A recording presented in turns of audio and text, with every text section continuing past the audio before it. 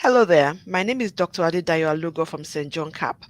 I'm a child and adolescent psychiatrist. Here at St. John Cap, I empower youth mental health by providing education to parents, teachers, and caregivers.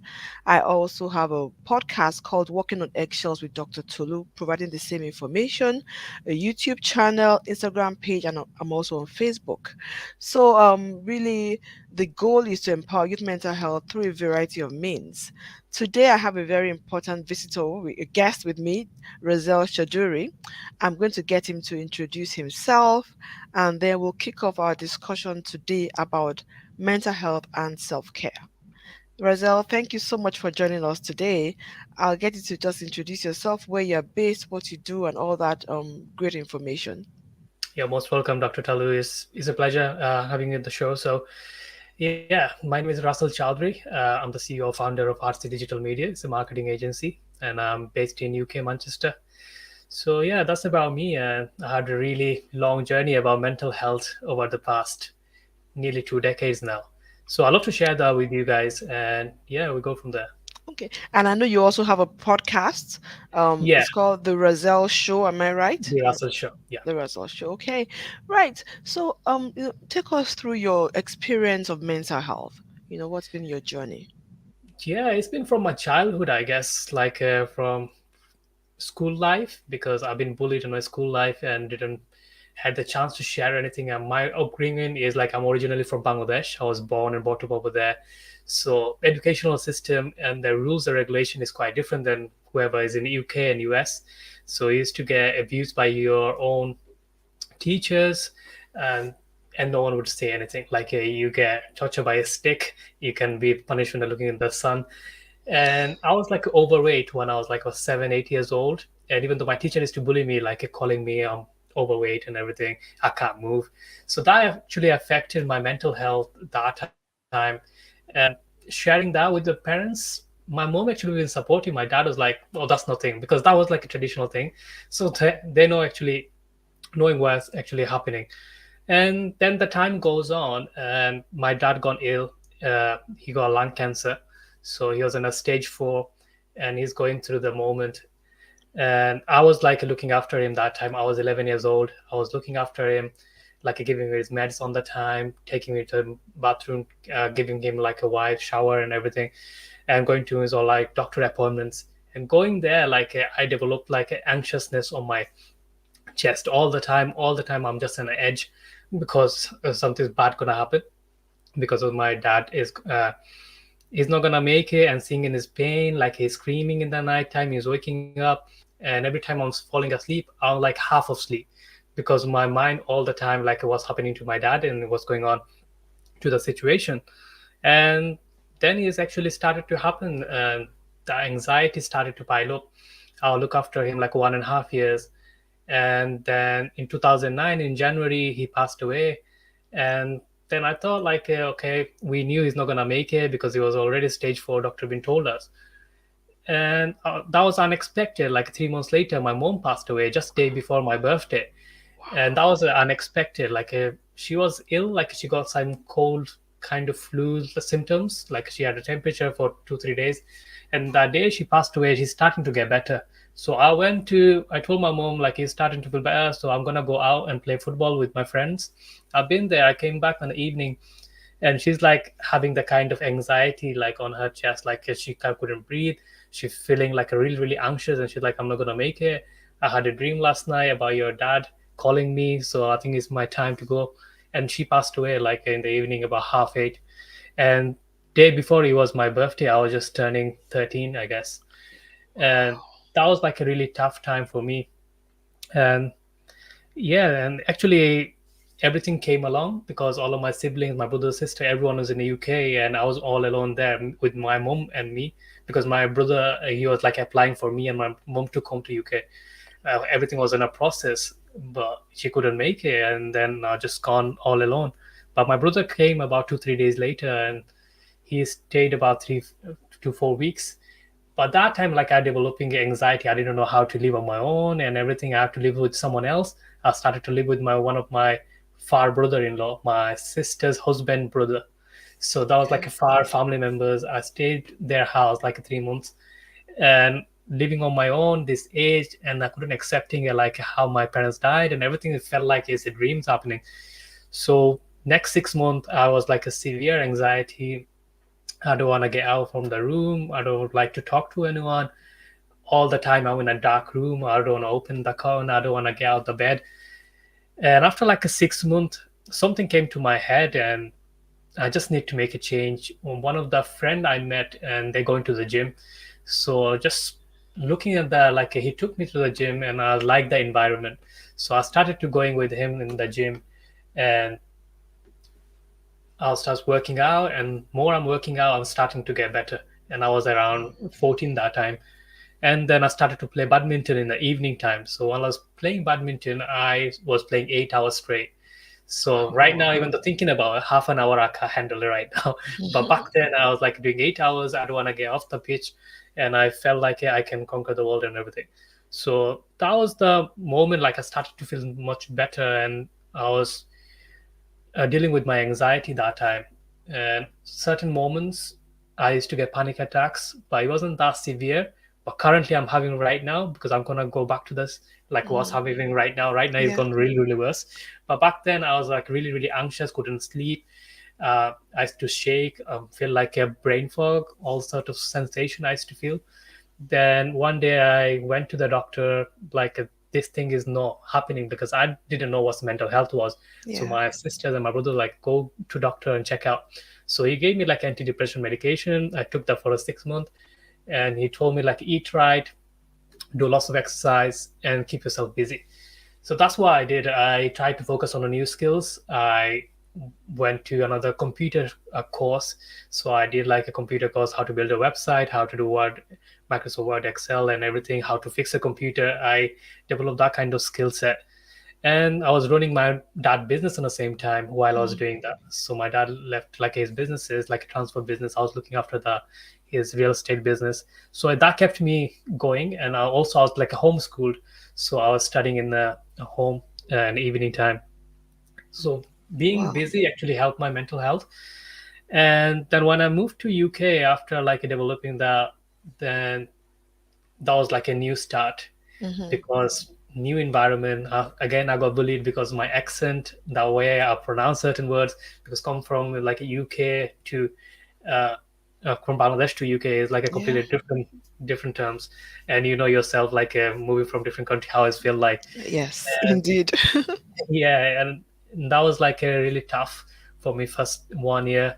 And as soon as I moved to UK, I started to live with my brother, and he told me to straight away to go get a job. So I was working 40 hours in the evening and going to college about 30 hours. So about 70 hours by age 16 I was doing everything. And I used to Wow. get paid only £100 a week for like 40 hours of work.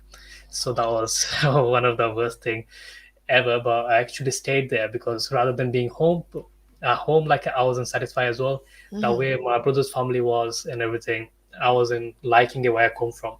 So I was like, I'd rather work there. So at least I'm avoiding the situation. Wasn't that happy at all, like coming from where and that was like a mentally I had to push myself because I'm staying busy with my job and my Yeah. college life. It didn't really affect me that time, but eventually it's like a crippling. Like every time I'm home, like I feel the anxiousness. I'm feeling that this is not where I'm supposed to be. Even Mhm. though my college teacher told me like, "Do you want to move out? Shall I help you or something?" Or like is in our community, it feels bad. Like you move to Right. like your internal family, and you tell them something, then they're gonna think like I brought you in UK, you wanna leave Mhm. me right now and everything. I didn't want to do that. I was like, let me get to a certain age, Yeah. let me focus on my personal life, right? Rather than like it was externally happening, what my brother's saying, my sister-in-law saying, forget about that. I just want to focus on my own self, like educate myself, work on my job, and make some money. And slowly, I'm gonna move out. I'm just going to interrupt you here Sure. just to kind of recap because this is really a phenomenal story you've shared so far. To have faced such trauma at a young age, have to care, I mean, being bullied Yeah. for being overweight, having to care for your father, take that much responsibility, until he passed away, and then losing your mom so tragically, unexpectedly, and having to be alone in that situation moving countries.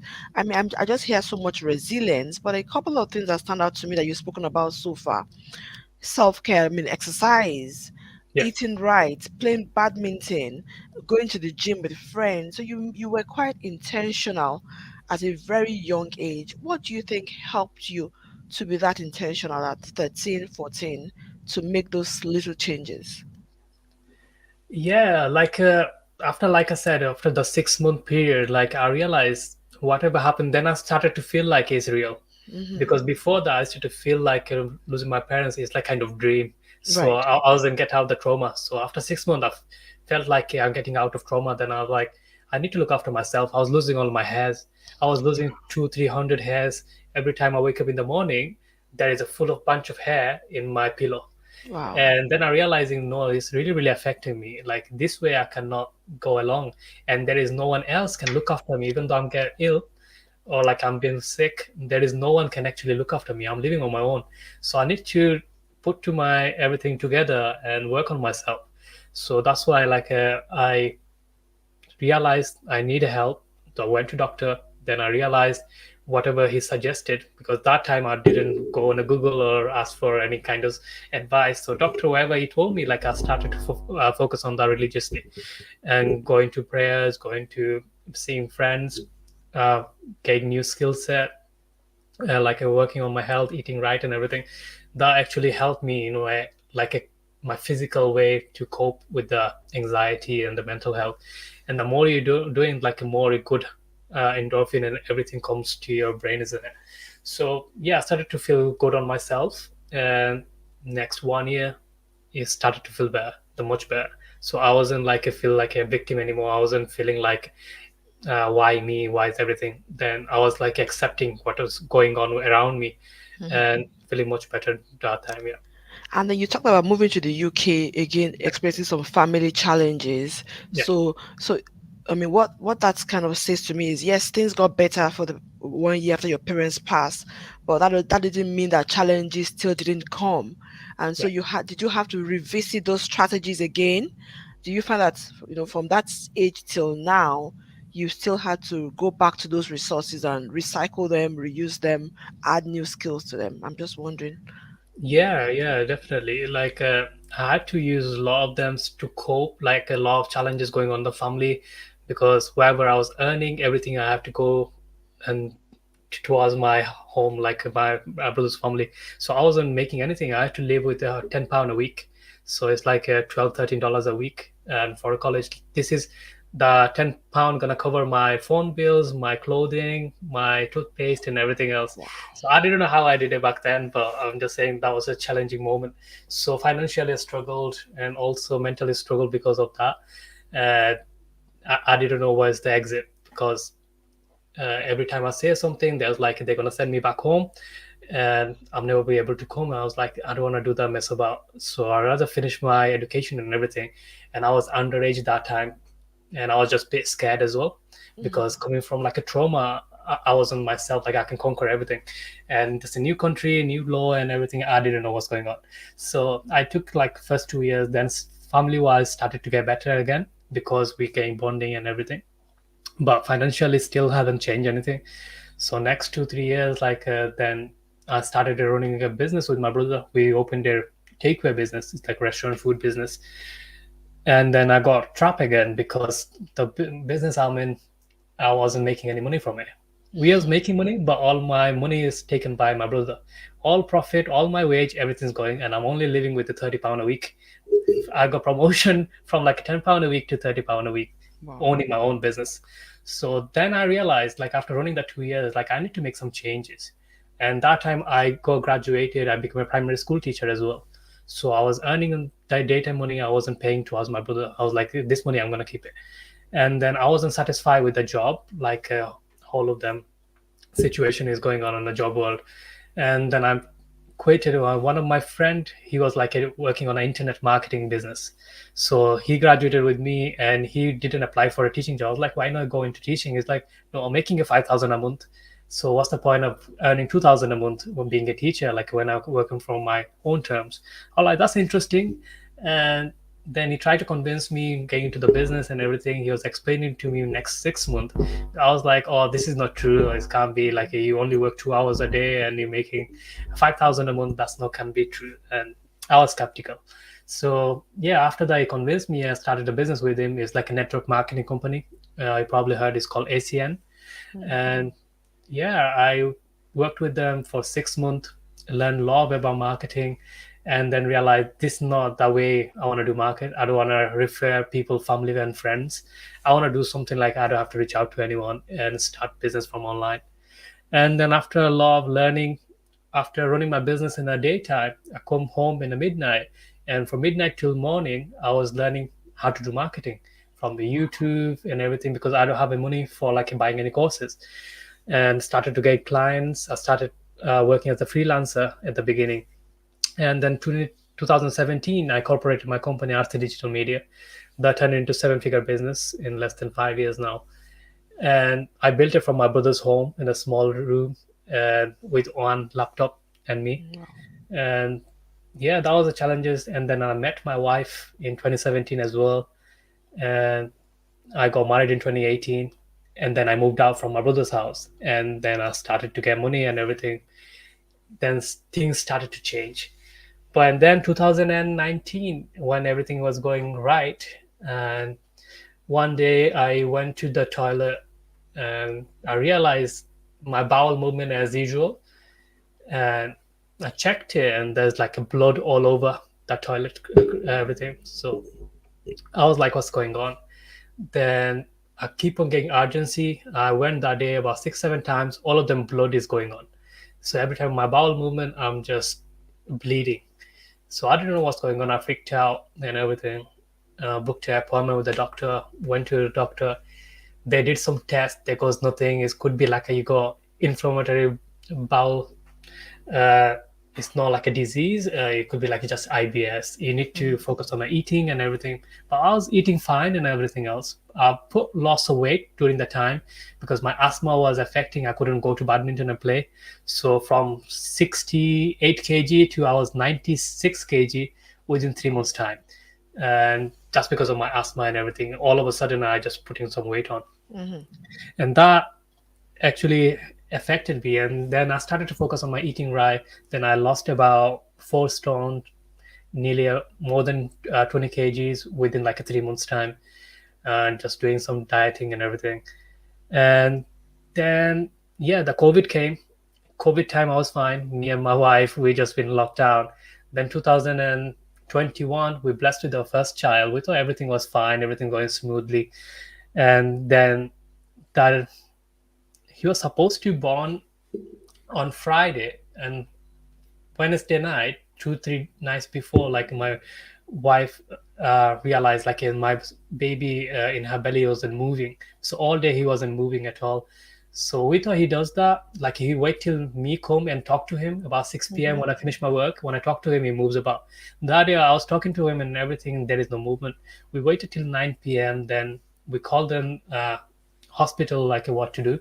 They go to really come emergency. I took my wife and they checked it. There is no heartbeat on my son. So there goes like they need to do emergency C-section, and they just did that. And after the son came out, like he wasn't breathing at all, so they had to put a mask on and everything. Then they took him like a incubator and in ICU, and they checked out and everything. They realized he got some brain damage on him, and he wasn't breathing well. His lungs is getting damaged because he swallowed some liquid while he was in a womb. So we thought everything will be fine, probably gonna be there, but he's been taken to new hospital next morning, and then we realized he's nearly dying. Wow. So the doctor told us again, he was born on 7th of April, and that was happening on 8th of April, and 9th of April was my birthday again. So we've been told on 8th of April, next 24 hours, he's not going to make it. There is Mhm. 0% of chance for him to survive because no medication, no treatment is working on him. So there's only God can help him. And I was really, really strong that time. Even though the doctor told us he's not going to make it, me and my wife cried for about 20 minutes. Then we got out from the hospital. We went to the hotel because there is a different city we've been taken. Mhm. So we went to the hotel. We talked to my wife, and we made peace with it. Like whatever happens, even though he can't make it, there's nothing we can do. We are doing the best, and if he makes it, we're gonna be focused on the positive side. We hope for best. If he doesn't make it, we at least see seen his face. Why if he died in the belly, we wouldn't seen him that way. We touched him, we felt him, and he seen us as well. We spent a few hours with him, and then we started to talk. We've been talking. We are laughing. No one's gonna believe it. We are laughing in the hotel. I was like, whatever Wow. happens, we stay strong together. And I'm gonna go. We're gonna look for 1% better for him. We're gonna make a Mm-hmm. prayers and everything. We've been praying to God, and then we look for 1% better. We went to the hospital again to see him, and we sat down both. We praying and everything. Then the doctor came back. He's like, he's doing much better than what he was. There is a Wow. hope now. Slowly, slowly, I was like, okay, we're gonna go take a break. We're gonna eat something, come back again. We're gonna hope for another 1% better. So doing that next 3 4 days, on the fifth day, he's been transferred to the hospital near to our house. So everything's going to settle down. So he's like, we have to monitor him and everything, but he got brain damage. We have to look for things to like what's going to be happening in when Mm-hmm. he's 1 years old, 2 years old, because he's too fragile right now and too Yeah. small. We can't predict like how's the brain working right now. So yeah, then we came back. He was in ICU for 6 weeks on oxygen and everything. Then we've been discharged. He started to feel better. He's been fine the whole year, and Wow. he just developing wise. He needed some physical exercise for Mm-hmm. still he's nearly 2, but he can't walk yet, but he's there. His all limbs is working fine. He just needed support with the physiologist, and they've been working on him. Other than that, he's doing fine. He just got epilepsy last year, so he was sleeping with me next to me last year in February 2022, and I was supposed to do podcast at 3 p.m. So I was taking a nap. I felt like a bit tired. I was working all morning. So he came, he's played with me, and then we both slept together, and he was on my arm, and he started to jerk. My wife sat down and she was reading book or she was on her phone, and she realized why is happening. We never seen like a child having a seizure before. So he was having a seizure in here. Then I was started to panic, and this is I realized like my anxiety came back really bad. Then Mm-hmm. I didn't know what to do. I was shaking. I called an ambulance because that was really really unexpected what is happening, and I thought like he losing his brain, he probably gonna die, Yeah. and he's been taken to urgent care, and they had to. He was like a one hour like he having a seizure and everything, so we thought we nearly lost him.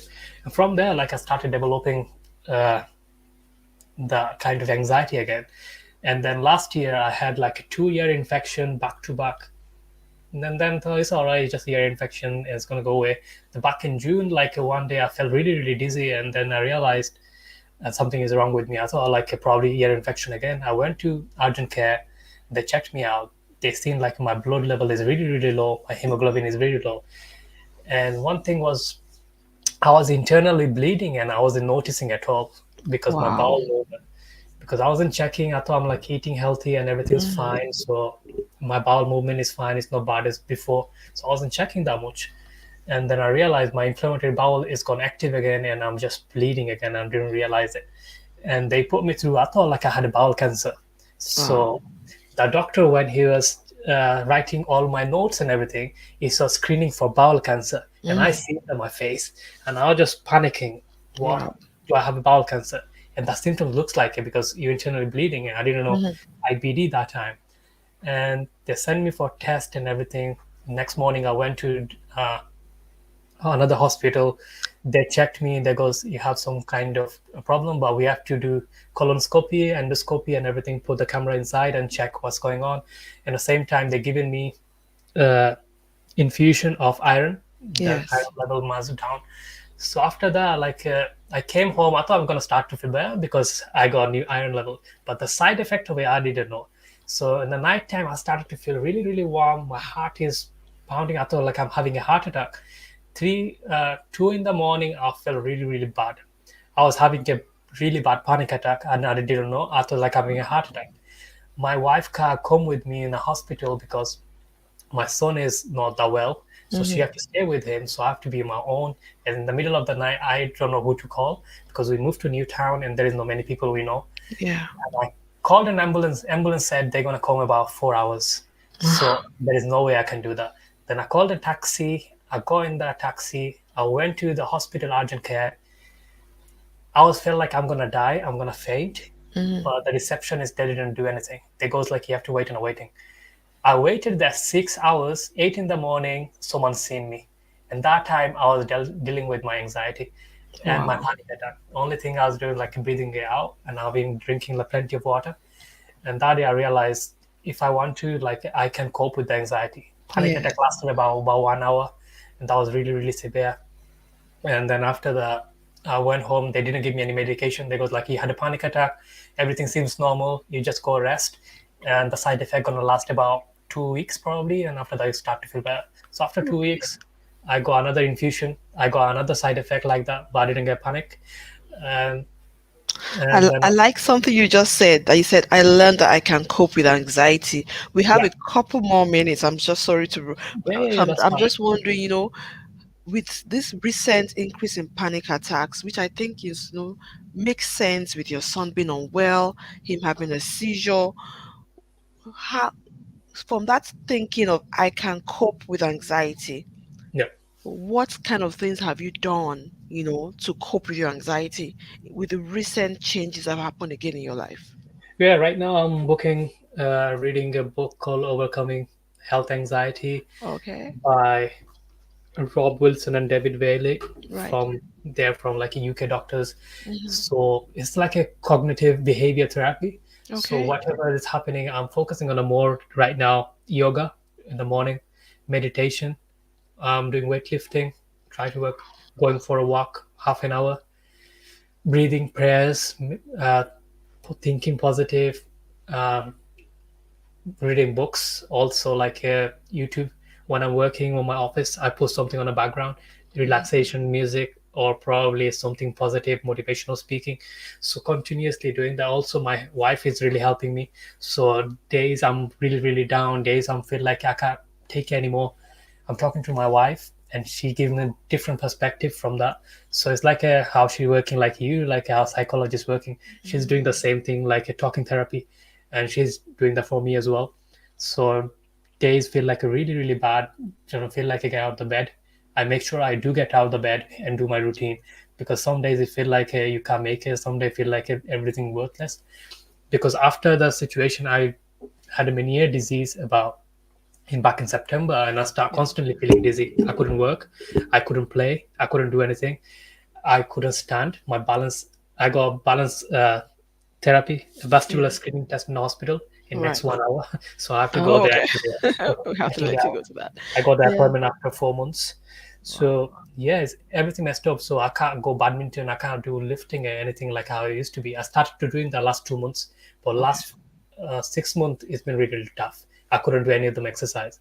So I have Wow. to cope my anxiety on my mind rather than doing anything physical. And that was Wow. like a tough moment, because I'm not moving enough and everything. I realized coping with the anxiety was really, really hard. But yeah, So I mean, what I hear you talk about is pivoting. So like when you were yeah, younger, you coped by exercising, yeah, by playing badminton, and being more physical. But recently, because of your physical health, you've had to find other ways. So like the yoga, the meditation, talking yeah, to your spouse, reading information. I always talk about education. So you're reading a book about overcoming anxiety, and then you are still trying to get your physical health better so that you yeah, can get back into doing those routines. And so, for anybody listening, there's so many different strategies that we should be trying to employ. And if one isn't working or one isn't possible, try other things and just never, ever, ever give up. So, before I let you go, what last words of advice do you have for anybody who is struggling with anxiety, panic attacks, or who has gone through a journey of trauma, like similar to what you've shared today? yeah. I'll say one thing, which is like, don't feel like you're alone, and also don't feel like you don't have any hope. You're never gonna get better, because when things get really really worse, you feel like it's end of the day. You're not gonna be yourself anymore. But thing is not right. You're probably gonna be there for weeks, probably months, probably a year or two. It depends every individual how you cope with it. The more you're resistant with it, and it get more bigger. when you get like anxiety over anxiety, it makes it really really harder to get out. When you realize that like the anxiousness is there, I'm gonna do it anyway, then the anxiousness start to fade away. My son Yes. had like a seizure 2 3 days before, and I was anxious to go hospital. But when I entered the hospital, I felt like really, really anxious. When I said the anxiousness is gonna be there forever, in 5 minutes the anxiousness went away. So I Wow. realized doing the actually help you dealing with anxiety. When you actually accepting it, the feeling of discomfort, then you start to feel better. And this will be Yes. the advice. Yes, because I always say to, young people when I see them that your anxiety starts, it peaks, but it gets to a point where it can get no worse. And it has Yeah. to just, if you stay in that situation, it begins to come down. And the more you expose yourself to that situation, that bell curve flattens, you know. So talk to us about your podcast before we wrap up. Where can we find your podcast? And, um, just tell us about your podcast. Yeah, the podcast is a self-improvement podcast. He has more than 200 episodes, and I've been doing the last 3 years now. And even though my illnesses and everything, I try to put one episode a day. So you can find it on Apple Podcast, Spotify, Google Podcast, and there is another Radio FM, probably another 12 podcast platform. Can't even name them. So you can find them on the major platforms like Apple, Spotify, and Google Podcast. Great. Thank you so, so much for joining me today. Thank you for being, so open about your history. Thank you for the great tips that you've shared. I have no doubt that people will really benefit from this. So if you're watching listen to this podcast or watching this on YouTube and you have any concern about anxiety or panic attacks, please reach out to your healthcare provider.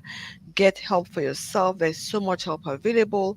Educate yourself, practice self care strategies, and don't forget to like, share, subscribe, share the information with your network. I would love to get feedback from you. Thank you so much, Razel. Great to have you here again today, and I hopefully we can talk again soon and share more of your story. All the Yeah, best with your physical care and with your son's care, and I just just send you the best wishes for your health and for his health as well. thank you so much. Thank you for having me.